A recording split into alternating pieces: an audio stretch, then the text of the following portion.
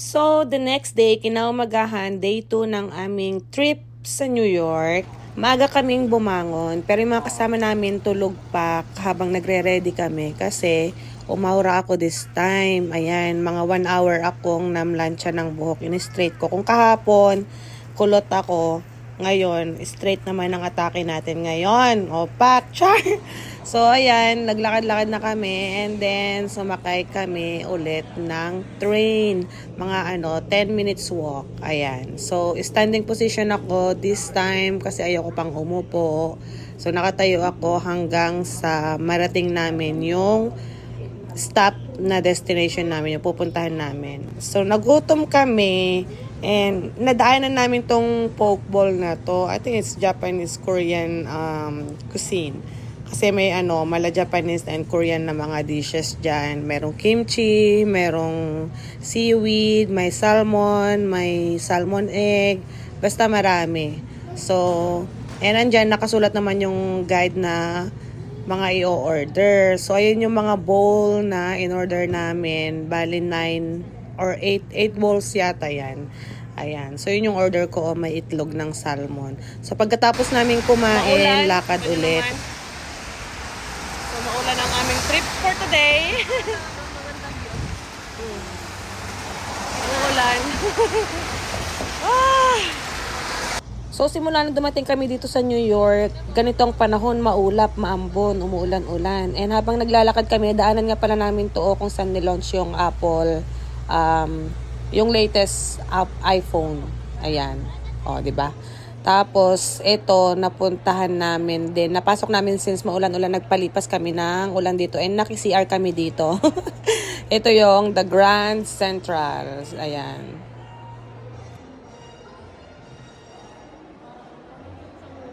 So, nagpicture-picture kami dyan and konting video. And gustong-gusto kong ginagawa to pag, parang pinaka-signature ko din minsan. Yung gaganyan, tapos iikot, i-video, ganyan. Kukunin yung, yung view. O, ganyan. 'Di ba? Ayan. So, nagpicture-picture kami dyan. Tapos, nung tumitila-tila na yung ulan, naglakad ulit kami papunta na kami dyan ng Summit 1 Vanderbilt. Yun yung destination namin dito sa aming second day trip. So, pagkapila namin, dire-diretso yung pila. So, ito yung unang pila mo pagka-scan ng ticket. Tapos, meron kang ganitong mapapasok na ipapaliwanag sa iyo yung information about sa building.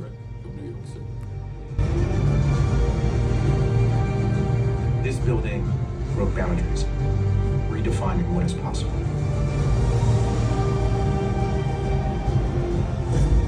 We want to create a space that will be unparalleled. In a way, we'll look back on this period. And the building that will be most looked at and examined will be One Vanderbilt.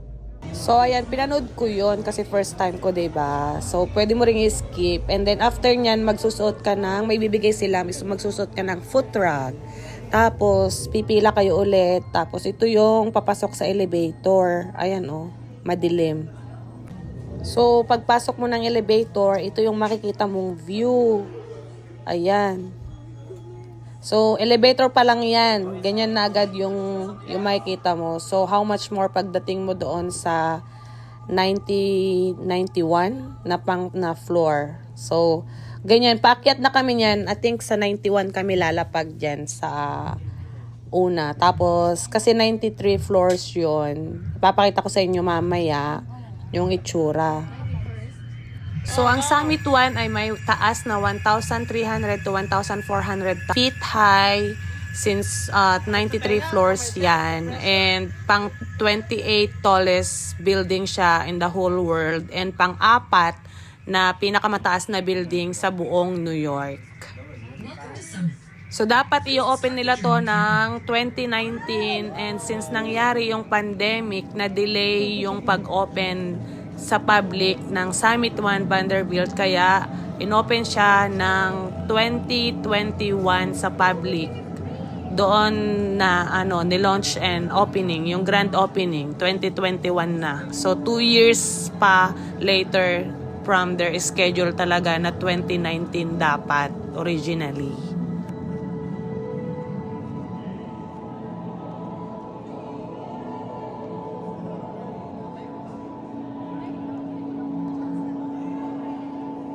O, di ba? Pagkababa mo ng elevator, tapos maglakad-lakad ka ng konti, ito yung una mong room na mapapasok. Sobrang nakakalula. Grabe. Oh my God!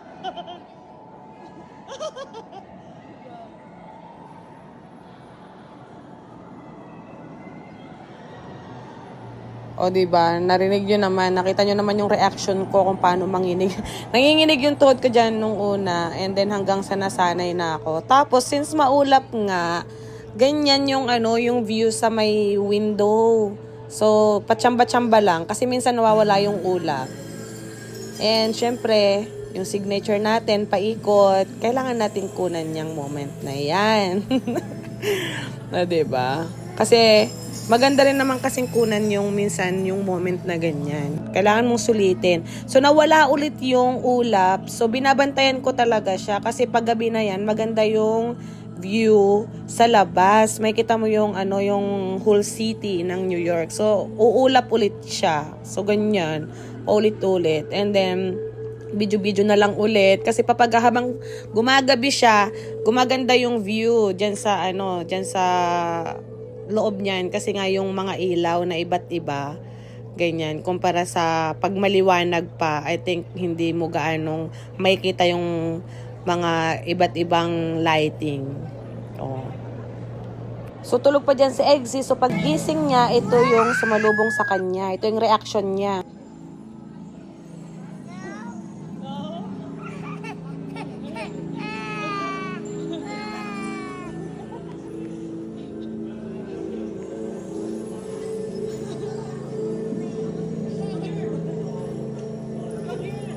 Come here, baby! Come here!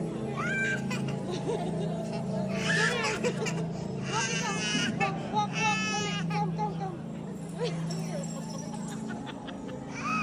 Come, baby, come. Walk, anak, walk. Come.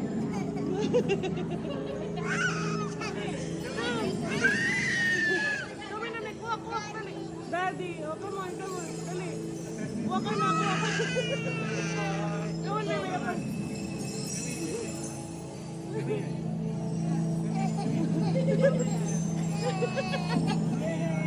Yay! Good job! Kung ako nga nagising na lula, siya pa kaya na bagong gising, o 'di ba? After namin doon, mayroon kayong susunod na pupuntahan sa katabing room nito. Ito yung bubulaga sa inyo. Akala ko makikita ko dito si Terminator. Ito 'di ba? Mukhang si Terminator. Kaya pala nung namatay siya, 'di ba nagkawatak-watak. O 'yun, dito siya napunta. Yan yun. Tapos after niyan, yung room niyan, lalampasan mo, dito yung mga balloons. So yan, naka-recover na si Eggsy, na-overcome niya na yung pagkalula niya. So medyo hindi na siya takot, tumatanong-tanong na siya sa window. Tapos, nawawala kasi yung ulap minsan kasi nga yung weather. So, ito yung view. Maulap-ulap pa yan. Tapos, bigla ulit uulap. Tapos, mawawala ulit. Mas maganda sana talaga pag walang ulap kasi mas malinaw natin na makikita yung view talaga dito sa city. So, yan. Habang nagre-recover pa rin si Eggsy, buhat-buhat ko muna siya dyan kasi ayaw pa niyang magpababa kasi nga glass pa rin yung floor niyan. So, buhat-buhat ko pa rin siya dyan hanggang sa maka-recover and bumibelo pa lang kasi siya dito. So, karga-karga ko muna siya. Baka dali, isa, yan, dali.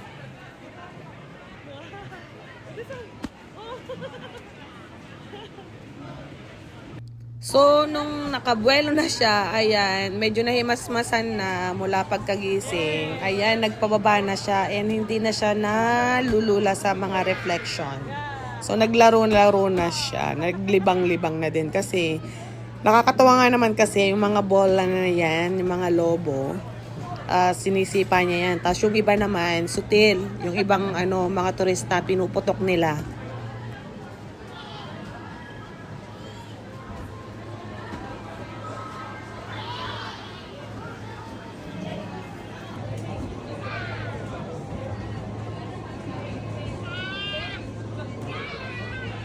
Yung mga kasama namin, nasa ibang sulok dyan, nagpipicture-picture. Tapos ako naman, mamaya muna ako aaura kasi binabantayan ko tong mga bata. And hinahayaan ko muna silang maglaro-laro hanggang sa mapagod sila at makahanap ako ng timing na maka-aura din. Kasi maganda nga naman pag tong view ng sa gabi. Makikita mo kasi iba't iba yung reflection ng kulay ng mga ilaw sa picture. So, hinayaan ko lang sila maglaro, tapos maya-maya ako naman ang magpipicture.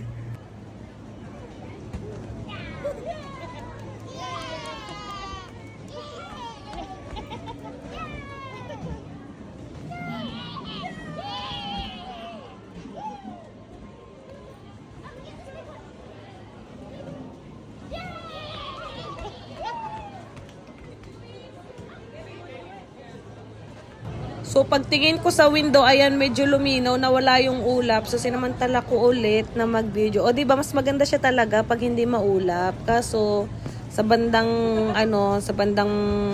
tabi niyan, kaso maulap ulit. Tapos, sa taas niyan talaga, maulap talaga. Kaya, pero tsamba-tsamba na din. Maganda na din to. Ito yung I think, pinakamaganda at malinaw na view na nakuhanan ko. Tapos, napapatanaw dyan si Eggsy. Gustong-gusto niya nakikita yung mga sasakyan sa baba.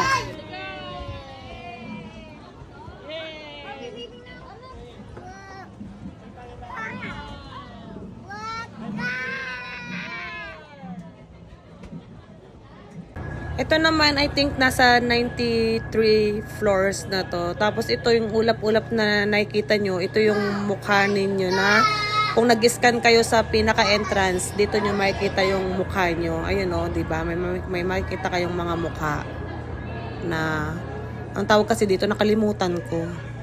Basta dyan, makikita mo yung mukha mo dyan kung matyaga ka.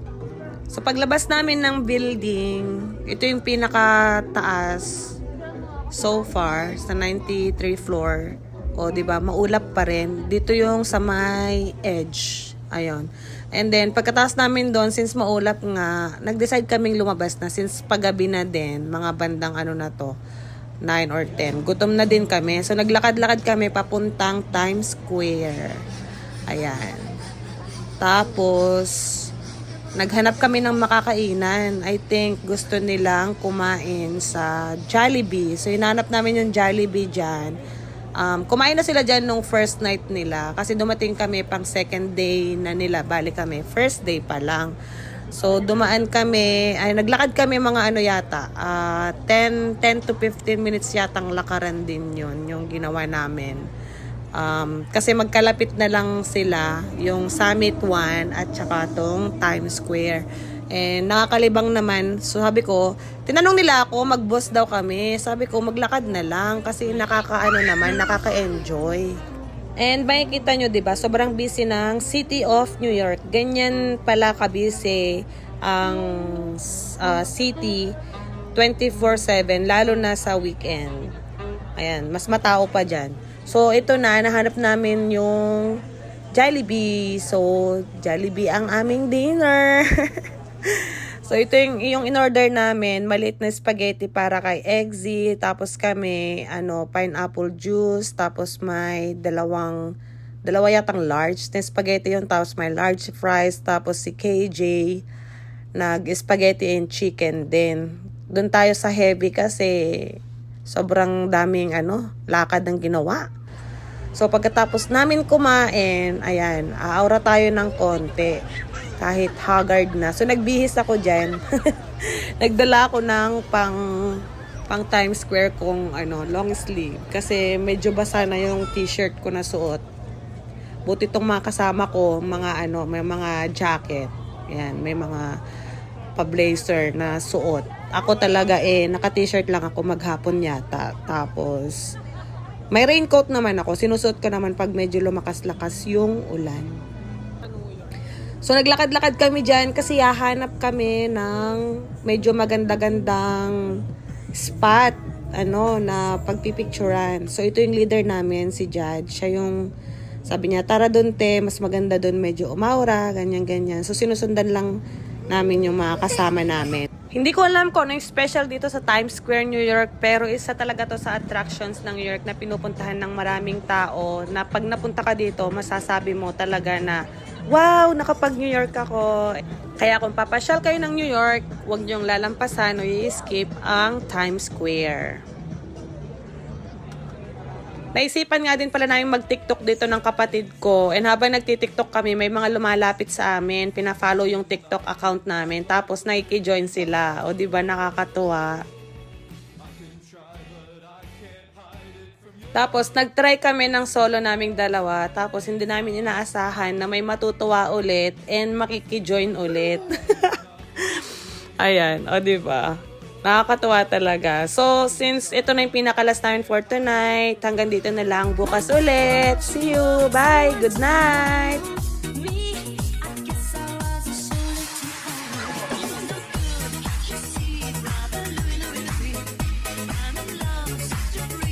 She's only looking at me.